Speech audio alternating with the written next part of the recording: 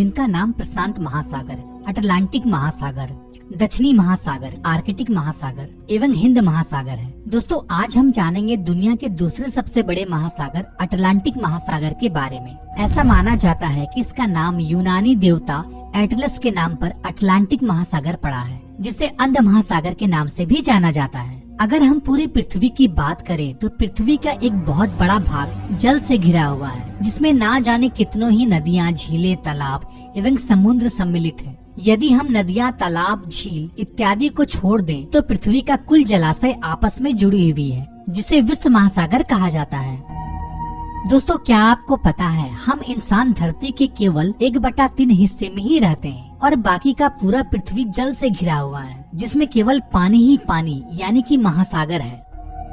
पूरे सौर मंडल में हमारी पृथ्वी ही एक ऐसी ग्रह है जहां पर महासागर मौजूद है, जो पूरे पृथ्वी का लगभग 70.8% भाग में फैला हुआ है। दोस्तों क्या आपको पता है दोस्तों हमारी पृथ्वी में पानी कितना है? इस बात का अंदाजा आप इस बात से लगा सकते हैं कि पूरे विश्व के महासागर एवं सागरों का क्षेत्रफल लगभग 3.66 मिलियन वर्ग किलोमीटर है, जो कि मंगल ग्रह के क्षेत्रफल का दुगना और हमारे चांद का क्षेत्रफल का लगभग 9 गुना है। दोस्तों वैसे तो आप जानते ही होंगे हमारे पृथ्वी में 5 महासागर मौजूद हैं, जैसा कि मैंने आपको पहले बताया, जिसमें से अटलांटिक महासागर विश्व का दूसरा सबसे बड़ा एवं गहरा महासागर है। अटलांटिक महासागर जो पूरे पृथ्वी के 25% सरफेस में फैला हुआ है। यह महासागर जुरासिक पीरियड के दौरान ही निर्मित हुआ था और इसका आकार अंग्रेजी का एक अक्षर 8 के तरह दिखाई देता है।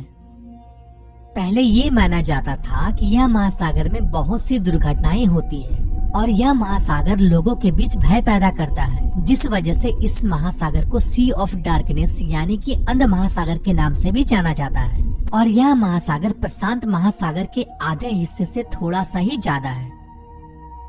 इस महासागर में 5 महाद्वीप मौजूद हैं: Asia, Europe, Africa, north America और साउथ अमेरिका।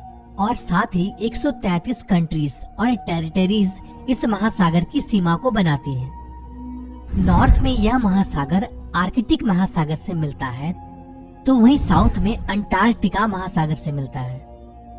अगर इसकी लंबाई की बात की जाए तो उत्तर में बेरिंग जलडमरू के मध्य से लेकर दक्षिण में कोस्टालैंड तक इसकी लंबाई 20,496 किलोमीटर है। अगर गहराई की बात की जाए तो अटलांटिक महासागर का औसतम गहराई 3,924 मीटर है, वहीं इसकी अधिकतम गहराई 8,486 मीटर है।